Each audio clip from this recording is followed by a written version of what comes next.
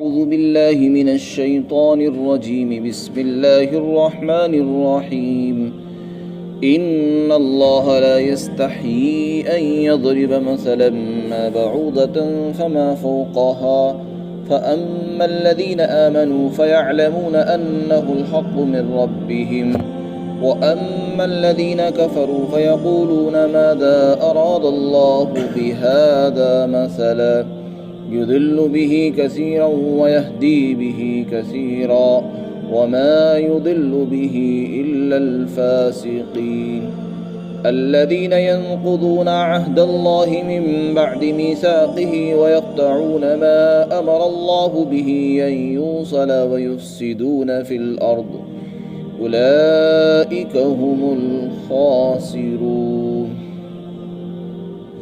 بے شک اللہ تعالیٰ کسی مثال کو بیان کرنے سے نہیں شرماتا، چاہے وہ مچھر جیسی حقیر اور معمولی چیز کی ہو یا اس سے بڑی، اس سے زیادہ کسی معمولی چیز کی ہو۔ اور جو ایمان والے ہیں وہ اس بات کو بخوبی جانتے ہیں کہ یہ مثال ان کے پروردگار کی طرف سے بالکل صحیح اور ٹھیک ہے اور سچی مثال ہے، اور جو لوگ انکار کرتے ہیں وہی یہ بات کہتے ہیں کہ اللہ تعالیٰ کا اس مثال سے کیا مطلب ہے۔ اللہ اس مثال سے بہت سے لوگوں کو گمراہ کرتا ہے اور بہت سے لوگوں کو ہدایت دیتا ہے، اور اللہ اس مثال سے انہی لوگوں کو گمراہ کرتا ہے جو انکار کرنے والے ہیں، فاسق اور گنہگار ہیں۔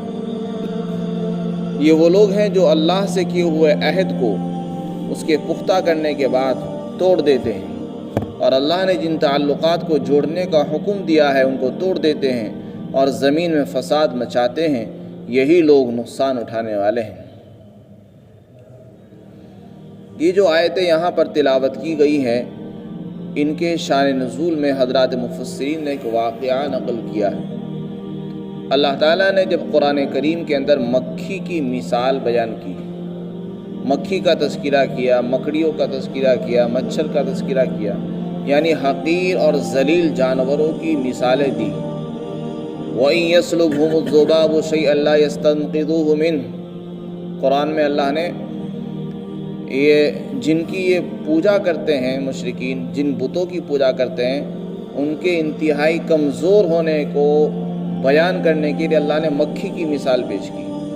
فرمایا یہ بت ان کے اتنے کمزور ہیں کہ اگر کوئی مکھی ان کے اوپر کا کوئی چڑھایا ہوا کوئی بھی سامان اٹھا کر لے جانا چاہے تو یہ اس سے چھین نہیں سکتے۔ مثلا مٹھائی ہے، مٹھائی کا کوئی ریزہ، کوئی ذرہ مکھی اٹھائے اور لے جانا چاہے گی تو کسی بت میں اتنی طاقت نہیں ہے کہ اس مکھی کو ہی روک دے۔ تو جب وہ بت اتنے کمزور اور عاجز ہیں کہ مکھی تک کو روکنے کی ان میں طاقت نہیں، تو پھر تمہارے مسائل، تمہاری حاجتیں وہ کیسے پوری کر سکتے ہیں؟ انسان کو غور کرنا چاہیے۔ اللہ نے اس کو تنبیہ کی۔ ضعف الطالب والمطلوب، طالب بھی کمزور ہے اور جس کی طلب میں لگا ہوا وہ بھی کمزور ہے۔ ایک اللہ جو ہے وہ قادر مطلق ہے، طاقتور ہے، وہی رب ہے، اس کی عبادت کرنی چاہیے۔ تو بعض ناخواندہ لوگوں نے، ناواقف لوگوں نے اعتراض کیا اور کہنے لگے کہ اللہ نے اپنے کلام میں ایسی حقیر اور ذلیل جانوروں کی مثالیں دی ہیں، مکھی، مچھر اور مکڑی کی۔ اگر وہ بڑی شان کا مالک ہے تو پھر تو ان چیزوں سے بڑے لوگ شرم کرتے ہیں، بڑے لوگ حقیر چیزوں کو بیان نہیں کرتے، تو پھر ان سے اللہ نے مثالیں کیوں بیان کی؟ اس کا مطلب یہ ہوا کہ یہ اللہ کا کلام نہیں ہے۔ یہ اعتراض انہوں نے کیا۔ یہاں پر اللہ نے اس کا جواب دیا ہے کہ اللہ تعالیٰ کسی مثال کو بیان کرنے سے نہیں شرماتا، اس لیے کہ مثال جو دی جاتی ہے وہ کسی بھی چیز کے اعتبار سے دی جاتی ہے۔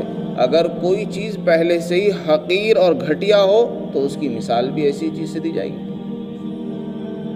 جیسے کہ بت اتنے کمزور ہے کہ مکھی میں تو کچھ طاقت بھی ہے، اڑنے کی طاقت ہے، اس میں کسی چیز کو اٹھانے کی طاقت ہے۔ بتوں میں تو اتنی بھی طاقت نہیں ہے کہ وہ مکھی کی طرح اڑی جائیں، وہ تو مکھی سے بھی گئے گزرے ہیں۔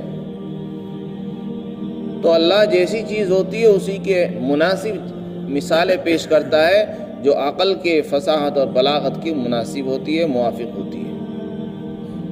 تو اللہ فرماتے ہیں اللہ کسی مثال کو بیان کرنے سے نہیں شرماتے، چونکہ بڑے لوگ جیسا کلام ہوتا ہے اسی کے مطابق بات کرتے ہیں، ان کی باتیں بالکل بجا ہوتی ہیں، درست ہوتی ہیں، وہ خلاف واقعہ اور کوئی گھٹیا بات نہیں کرتے۔ اگر گھٹیا چیز کی مثال دینے کی ضرورت پیش آتی ہے تو گھٹیا چیز کوئی مثال میں بیان کرتے ہیں۔ جن بتوں کی یہ پوجا کر رہے ہیں ظاہر ہے کہ وہ کوئی قابل قدر چیزیں نہیں، وہ خود گھٹیا ہیں، تو اگر ہم نے گھٹیا چیز کے ذریعے مثال دے دی تو اس میں کیا بڑی بات ہے، کیونکہ انسان کو سمجھانے کے لیے اسی جیسی چیز کو بیان کرنا پڑتا ہے، اس میں یہ نہیں دیکھا جاتا کہ یہ گھٹیا ہے یا بڑھیا ہے۔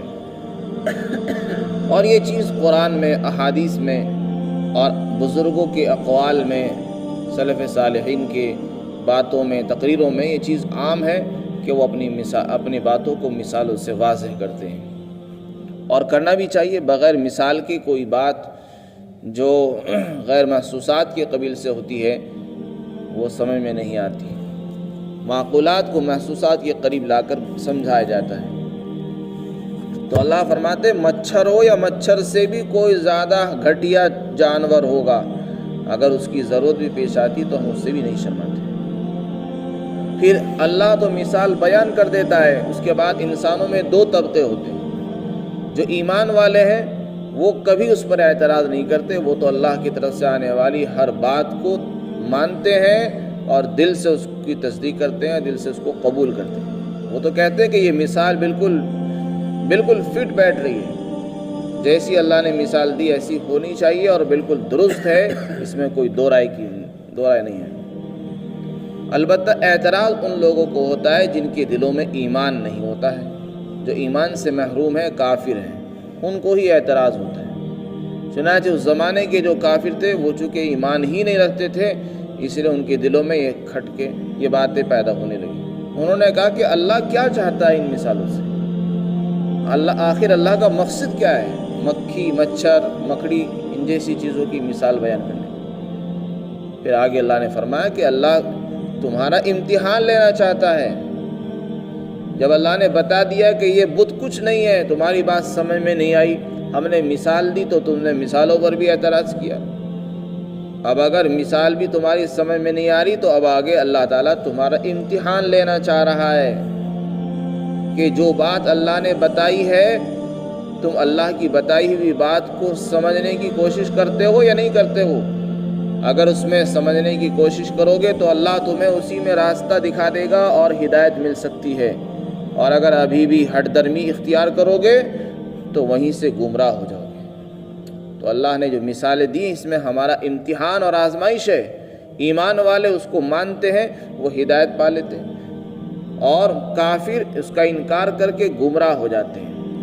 تو اللہ فرماتے ہیں ہم اس مثالوں کے ذریعے سے بہت سے لوگوں کو گمراہ کرتے ہیں، بہت سے لوگوں کو ہدایت بھی دیتے ہیں۔ اس میں کوئی آدمی یہ اعتراض نہیں کر سکتا کہ اللہ تو گمراہ کرتا ہے۔ اللہ کسی کو گمراہ نہیں کرتا، اللہ کسی کو گمراہ نہیں کرتا، بلکہ اللہ تو لوگوں کی ہدایت کے اسباب مہیا کرتا ہے۔ اور اللہ گمراہ کیسے کرتا؟ اگر اللہ کو گمراہ کرنا ہوتا تو قرآن کیوں نازل فرمایا؟ انبیاء جو اللہ نے لاکھوں انبیاء بھیجے ہیں ان کو کیوں بھیجتا ہے؟ یہ سارے انبیاء ہماری رہنمائی کے لیے اور ہماری ہدایت کے لیے تو آئے، ہمیں سیدھا راستہ بتانے کے لیے آئے۔ تو پھر انسان گمراہ کیوں ہوتا ہے؟ اللہ کیوں کہہ رہے کہ گمراہ کرتا ہے؟ اللہ فرماتے ہیں اللہ اپنی طرف سے کسی کو گمراہ نہیں کرتا ہے، اللہ تو انسان کا امتحان اور آزمائش کرتا ہے۔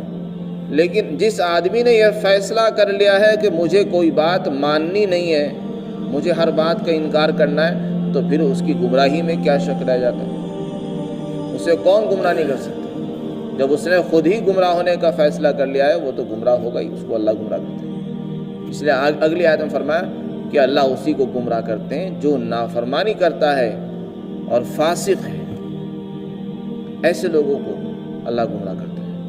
اس سے پتہ چلا کہ ایمان والوں کو اللہ گمراہ نہیں کرتا ہے، ان کو کرتا ہے جو انکار پر تلے ہوئے ہیں۔ فاسق کے معنی کیا آتے ہیں؟ فاسق کے معنی آتے ہیں انکار کرنے والا، فسق کرنے والا۔ فاسق کے حضرت قاضی ثناء اللہ پانی پتی رحمۃ اللہ علیہ نے تفسیر مظہری میں درجات لکھی ہے، 3 درجے ہیں۔ فاسق ایک تو وہ ہے جو خدا کے حکم کا انکار کر دے، وہ تو کافر ہو جاتا ہے۔ اور قرآن میں اکثر جو فاسق کا لفظ استعمال ہوا ہے وہ کافر کے لیے ہی استعمال ہوتا ہے۔ کافر کو ہی فاسق کہتے ہیں کیونکہ وہ فسق اور فجور اور انکار کی وجہ سے فاسق اور کافر ہو جاتے ہیں۔ ایک وہ شخص ہے جو کبیرہ گناہوں کا ارتکاب کرتا ہے اور تو وہ بھی فاسق ہوتا ہے۔ اور تیسرے وہ ہے کہ جو چھوٹے گناہ کرتا ہے لیکن ان پر اصرار کرتا ہے، جمع رہتا ہے۔ تو اللہ فرماتے ہیں فاسق سے مراد یہاں کافر ہے۔ اللہ کافروں کو، انکار کرنے والوں کو ہی گمراہ کرتا ہے۔ اس لیے جب اللہ کی طرف سے کوئی چیز آئے، دین کی بات ہو، اللہ کا کلام ہو، احادیث ہو، اس کو ماننا چاہیے۔ اس کو یوں ہی انکار کر دینا کہ نہیں یہ تو اللہ کا کلام نہیں ہے، حدیث نہیں ہے، یہ تو مولویوں نے گھڑ لیا ہے اور یہ تو مولویوں نے اپنی طرف سے مسئلے بیان کر دیے ہیں، بس اسی سے انسان گمراہ ہو جاتا ہے۔ کیونکہ کوئی بھی آدمی اپنی طرف سے کوئی مسئلہ بیان نہیں کر سکتا ہے، ہر جو کچھ بھی ہے اللہ اور اس کے رسول کی طرف سے ہے، اور علماء بھی اسی کے پابند ہوتے ہیں۔ بہت سے لوگ ناواقفیت میں یہ کہہ دیتے ہیں کہ مسائل تو مولوی لوگ، علماء اپنی طرف سے گھڑ گھڑ کے بیان کرتے رہتے ہیں۔ کسی کو اس کا اختیار نہیں کہ وہ اپنی طرف سے مسائل بیان کرے، اور اس کی ضرورت ہی کیوں پیش آ رہی ہے کہ ہم اپنی طرف سے مسائل بیان کریں؟ علماء کو کیا ضرورت پیش آئی جب اللہ نے ہمیں آسمانی دین دیا ہے، شریعت، روشن شریعت ہمارے پاس موجود ہے، قرآن ہمارے پاس ہے، حدیث ہمارے پاس موجود ہے، اس کے ہوتے ہوئے بھلا نئے نئے مسائل گھڑنے کی ضرورت ہی کیا؟ مسائل کو گھڑنے کی ضرورت ان کو پیش آتی ہے جن کے پاس کچھ نہیں ہے۔ الحمدللہ اللہ نے ہمیں روشن شریعت عطا فرمائی ہے، ایسی واضح شریعت ہے جس میں ہر موڑ پر ہماری رہنمائی کی گئی ہے، ہر میدان میں اس میں رہنمائی موجود ہے۔ شرط اس بات کی ہے کہ ہم اس کو سمجھیں اور اس کو سیکھنے کی کوشش کریں۔ آگے اللہ نے فاسق لوگوں کی 3 صفتیں بیان کی، فاسق لوگوں کے 3 عمل بیان کیے۔ فرمایا ایک عمل تو ان کا یہ ہے کہ یہ اللہ سے کیے ہوئے عہد کو پختہ کرنے کے بعد توڑ دیتے ہیں۔ اللہ سے عہد کرنے کے بعد توڑ دینے کا کیا مطلب ہے؟ پہلی بات تو یہ سمجھنے کی کہ اللہ سے کون سا عہد انہوں نے کیا۔ عہد کے معنی وعدے کیا تھے؟ حضرات مفسرین نے فرمایا کہ عہد اللہ سے مراد یا تو وہ والا وعدہ ہے جو اللہ نے تمام روحوں سے لیا تھا۔ انسانوں کو پیدا کرنے سے پہلے اللہ نے تمام ارواح کو، تمام انسانوں کی روحوں کو جمع کیا ایک جگہ، اور پھر ان سے کہا الست بربکم، کیا میں تمہارا رب اور پالنے والا نہیں ہوں؟ سب نے اقرار کیا کہ نہیں، آپ ہی ہمارے رب ہیں اور ہم آپ کی عبادت کریں گے اور آپ کا کہنا مانیں گے۔ ہم سب اللہ کی ربوبیت کا اور اس کے خالق اور مالک ہونے کا اقرار کر کے عالم ارواح کے اندر آئے ہیں۔ اللہ نے پھر اسی عہد پر عمل کرانے کے لیے دنیا میں ہمیں بھیجا ہے، تو اس کو عہد الستو کہتے ہیں۔ عالم ارواح کے اندر وہ عہد ہو چکا ہے، ہر شخص سے ہوا ہے، جو آج تک پیدا ہوئے ان سے بھی ہوا ہے، اور جو آج تک دنیا میں پیدا نہیں ہوئے قیامت تک آنے والے ان سب کی روحوں سے بھی وہ عہد ہو چکا ہے۔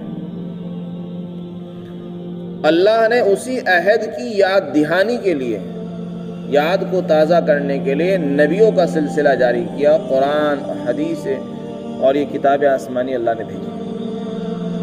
تو جو لوگ اس دنیا میں آ کر ایمان اختیار نہیں کر رہے، قرآن پر عمل نہیں کرتے، اللہ کو نہیں مانتے، اس کا مطلب یہ کہ انہوں نے جو عالم ارواح میں جو عہد لیا تھا، اللہ کے رب ہونے کو مانا تھا، اس کا انکار کر رہے ہیں، اس کو توڑ رہے ہیں۔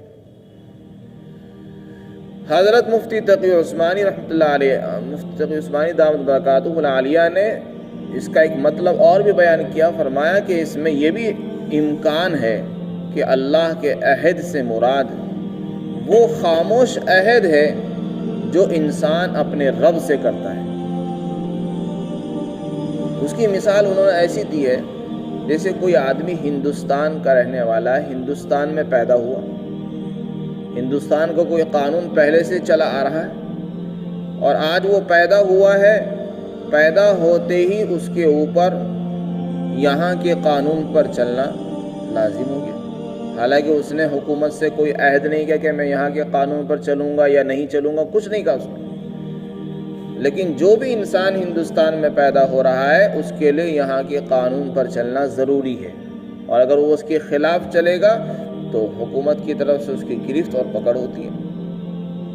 حالانکہ اس نے کسی سے کوئی معاہدہ نہیں کیا، کوئی ایگریمنٹ نہیں کیا ہے، اس کی کسی سے بات نہیں ہوئی۔ جو قانون بنا ہوا وہ 70 سال پہلے کا بنا، لیکن ہر آنے والے بچے کو بڑا ہونے کے بعد اس پر چلنا لازمی ہوتا ہے۔ تو اس کو کہتے ہیں خاموش عہد۔ اسی طرح اس کائنات میں اور اس دنیا میں اللہ کا جو قانون فطرت ہے، اس قانون کے مطابق ہر پیدا ہونے والے بچے کو چلنا ضروری ہے، اگرچہ اس نے اللہ سے عہد نہیں ہے۔ لیکن اللہ نے جب ہمیں یہاں دنیا میں بھیجا ہے تو اس نے ہمارے لیے کچھ ہدایات بھی اتاری ہے، چاہے ہم اللہ سے عہد کر کے آئے ہوں یا نہ کر کے آئے ہوں، ہمیں اسی کے مطابق چلنا ہوگا۔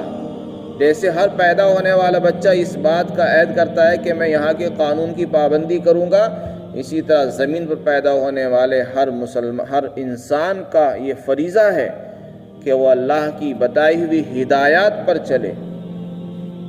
تو اگر اس زمین پر پیدا ہونے کے بعد، اللہ کا رزق کھانے کے بعد، اس کی دی ہوئی صحت دولت کو استعمال کر کے پھر بھی اللہ کا انکار کر رہا ہے، تو اس کا مطلب یہ ہے کہ وہ اللہ سے کیے ہوئے خاموش عہد کو توڑ رہا ہے، جو کفر ہے اور جس کی سزا جہنم ہے۔ تو یہ ایک ایسا عمل ہے جس کا تعلق اللہ کے حق سے ہے۔ اگر کوئی آدمی اس دنیا میں اللہ کا عہد توڑ رہا ہے، ایمان نہیں لاتا، تو اس نے اللہ کے عہد کو توڑا ہے، وہ کافر ہو جائے گا۔ دوسرا عمل ان کا بیان کیا، وَيَقْطَعُونَ مَا أَمَرَ اللَّهُ بِهِ، اللہ نے جن تعلقات کو جوڑنے کا دنیا میں ہمیں حکم دیا ہے وہ ان کو توڑتا ہے۔ وہ کون سے تعلقات ہیں؟ مثلا بندے کا اور اللہ کا جو تعلق ہے، بندے کو چاہیے کہ اپنا تعلق اللہ سے جوڑے، اس کو توڑتا ہے، کہتا ہے کہ نہیں مجھے اللہ کی ضرورت نہیں۔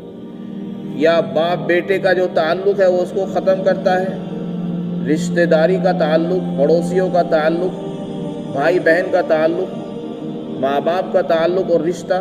غرض یہ کہ بہت سے تعلقات ہیں جو دنیا میں نبھائے جاتے ہیں، ان پر عمل کیا جاتا ہے۔ یہ انسان ایسا گیا گزرا ہے کہ اللہ کا تعلق بھی ختم کرتا ہے اور بندوں سے تعلقات بھی توڑتا ہے۔ تو یہ حقوق العباد سے تعلق رکھتا ہے، یہ بھی بڑا گناہ ہے۔ پھر تیسرا عمل بیان کیا کہ وہ زمین میں فساد مچاتے ہیں۔ زمین میں فساد مچانے کا مطلب یہ ہے کہ اللہ نے جن چیزوں کے کرنے کا ان کو حکم دیا اس کو پورا نہیں کرتے۔ مثلا یہ بتائے کہ پڑوسی کا یہ حق ہے، پڑوسی کو تکلیف نہ پہنچائیں، پڑوسی کو ہماری طرف سے کوئی ایذا نہ پہنچے، رشتہ داروں کو کوئی تکلیف نہ پہنچائے، زبان سے کچھ نہ کہے ان کو، اپنے عمل سے، اپنی ذات سے، اپنے کردار سے کسی طرح کی کوئی تکلیف ان کو نہیں پہنچنی چاہیے۔ یہ ہر شخص کی ذمہ داری ہے اور یہ اسلامی ارکان میں سے، اسلام کے احکامات ہیں۔ اب اگر کوئی آدمی اسلامی احکامات کی کوئی پرواہ نہیں کرتا اور وہ کہتا ہے کہ میں اپنی مرضی سے زندگی گزاروں گا، تو وہ حقیقت میں اللہ کی بھی اور ملک کی قوانین کی بھی خلاف ورزی کر کے زمین میں فساد مچا رہا ہے اور بگاڑ پیدا کرتا ہے۔ تو یہ زمین میں فساد کرنا اور تعلقات کو توڑنا یہ حقوق العباد کے قبیل سے۔ فرمایا یہ 3 عمل وہ کرتا ہے۔ تو جس کے اندر یہ 3 برائیاں ہوں گی، اللہ فرماتے ہیں یہ لوگ نقصان اٹھانے والے لوگ ہیں۔ دنیا میں تو ان کا کچھ بگڑے یا نہ بگڑے، آخرت میں مرتے ہی ان کا ضرور بگڑے گا، ہمیشہ کے لیے نقصان میں رہیں گے، آفت میں اور عذاب میں ان کو رہنا ہوگا۔ اس لیے اگر ہم دونوں جہاں کی کامیابی چاہتے ہیں تو ہمیں اپنے خالق کو پہچاننا ہوگا کہ ہمیں کس نے بنایا، کون ہمارا رب ہے، وہ کیا چاہتا ہے، اس نے ہمیں دنیا میں کیوں بھیجا ہے۔ اس لیے اس کے قانون پر چلنے میں ہی ہماری عافیت ہے اور ہمارے لیے دونوں جہان کی کامیابی ہے۔ اللہ ہم سب کو سمجھ بوجھ عطا فرمائے اور ان کی ہدایات کے مطابق عمل کی توفیق نصیب فرمائے۔